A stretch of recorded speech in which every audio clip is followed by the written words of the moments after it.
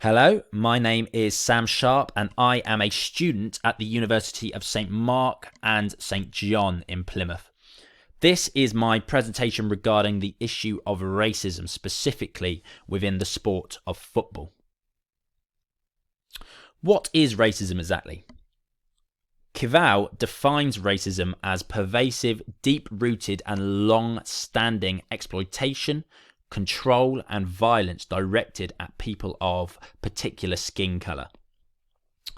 Ratansi adds that individuals coming from different ethnic and social class backgrounds, as well as those of different gender or religious beliefs, can also experience forms of racism, whether that be violence or exploitation, as Kivau alluded to, or verbal or emotional abuse. Just how prominent is racism in football? The most obvious instances of racism within football tend to come from segments of crowds at fixtures. They chant racial slurs or try and attack individuals or groups of people at fixtures. Kick It Out claimed that incidents involving racism in football arise every single season, and that the most recent data shows that 65% of the 422 distress reports that the FA received last season alone were racism based. That's a 43% rise in itself from the season prior.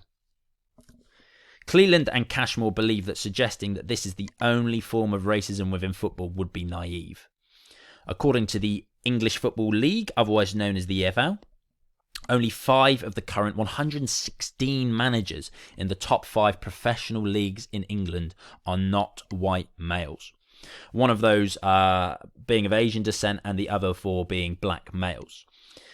This equates to just 4.3% of the entire structure of the country's managers, with 0% of those being female. This also translates throughout the profession, from media companies covering football to backroom staff workers such as sports scientists or coaches or strength and conditioning coaches or anyone such as that.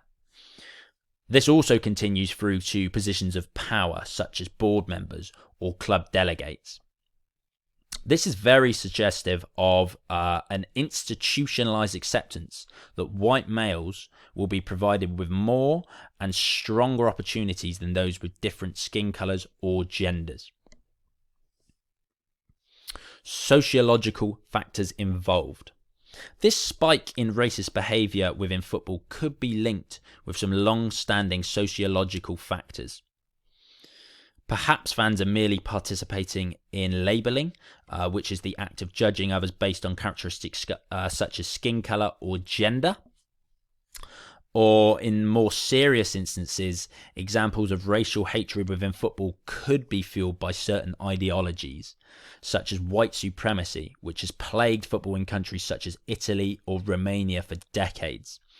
An ideology consists of a complex set of principles which tend to form a political movement or system.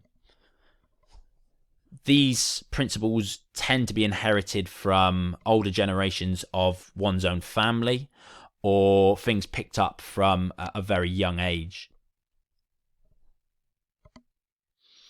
It's time to have a look at some of the steps put in place to try and stop racism.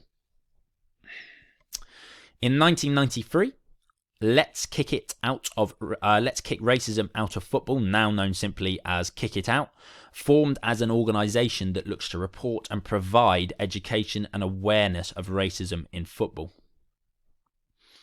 Despite there being evidence of racism throughout the 21st century, the first ever penalty inflicted on a club for a racist incident was made in 2004 when Millwall Football Club fans chanted racist abuse towards a Liverpool player during a fixture.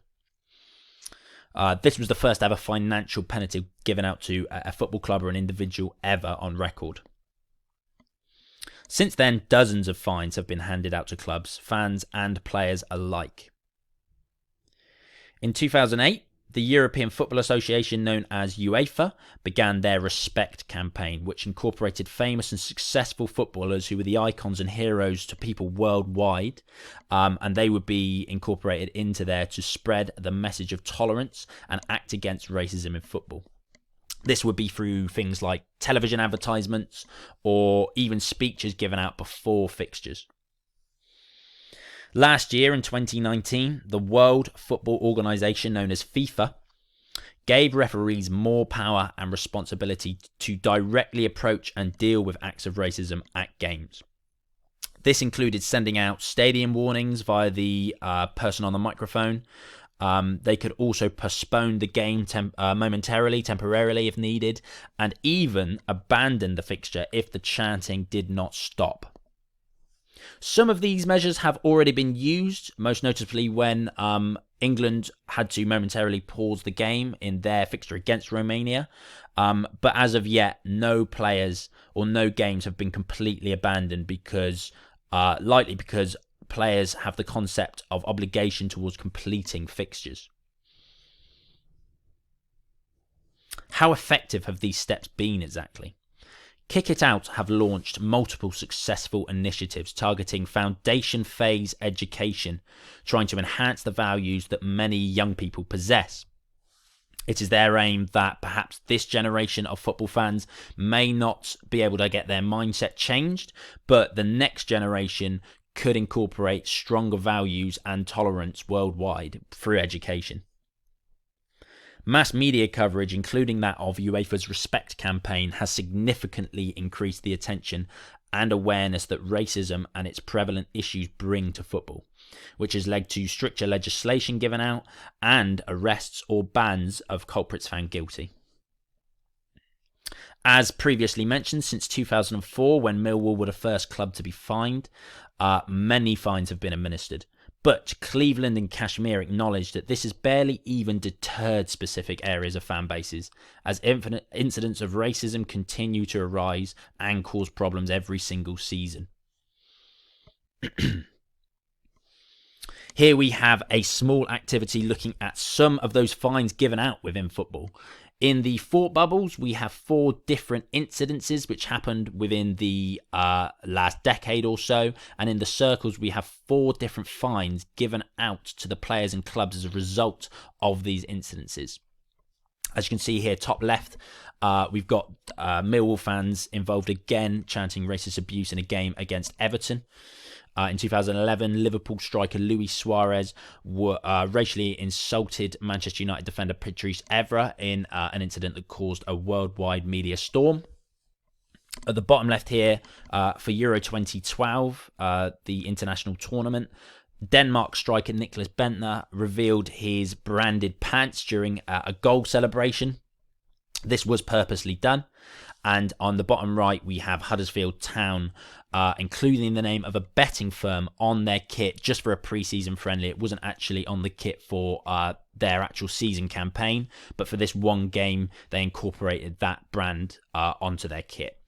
The fines are £10,000, £40,000, £50,000 and £80,000 respectively. Having a look at the results, the bubbles and circles have now been color-coded to match the correct pairing.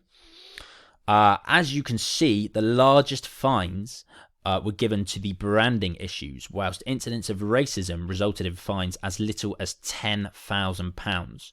These figures are very rarely the same, and the fines and different punishments are very rarely consistent as well. So, Liverpool striker Luis Suarez actually also banned for 8 games during the 2011-2012 season, as well as being fined £40,000. But that is half the figure given to Denmark striker Niklas Bentner, who purposely revealed his branded underwear during a celebration. Huddersfield Town incorporated the name of a betting company on their kits. Whilst betting in football is a serious issue within itself, it still was more than 5 times the fine given to Millwall fans for being caught chanting racist abuse in yet another game, this time against Everton. The perception would normally be that the highest fines would go to the strongest incidents, or the most serious incidents, which normally come across as racist incidents.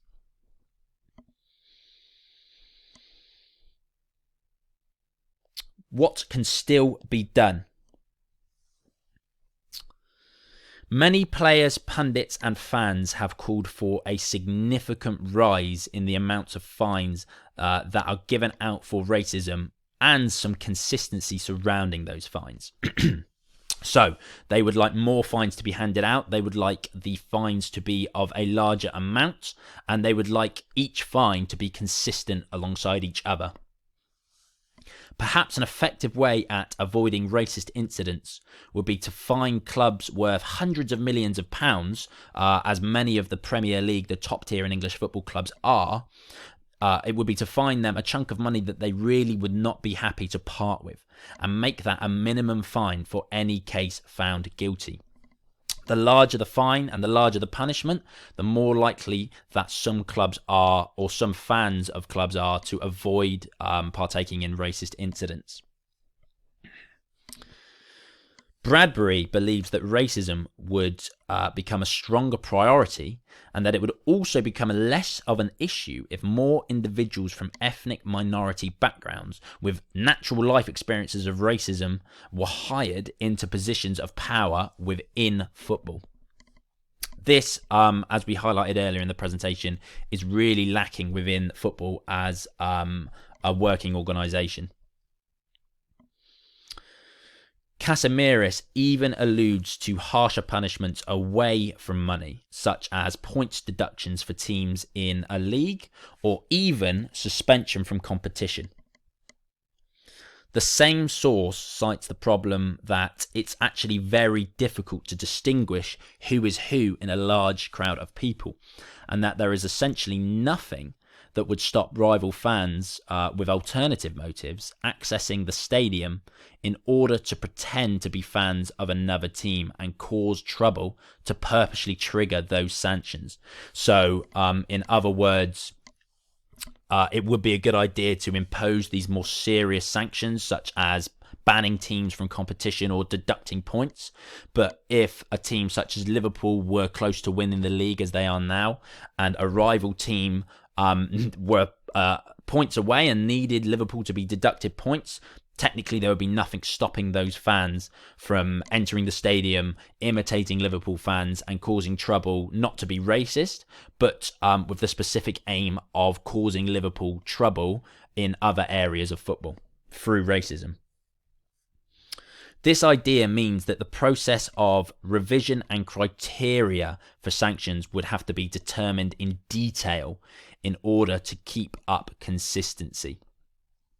Again, the more consistent the fine, the higher the fine, and the more serious the fine, the less likely it is that certain fans and segments of organisations, such as players, would be to engage in racial incidents. This is my reference list containing all of the sources and references used for this presentation. Thank you very much for listening. I hope you enjoyed the presentation. There will be a page on the presentation at the end, which will have a link to this video so you can listen. Once again, thank you very much for listening.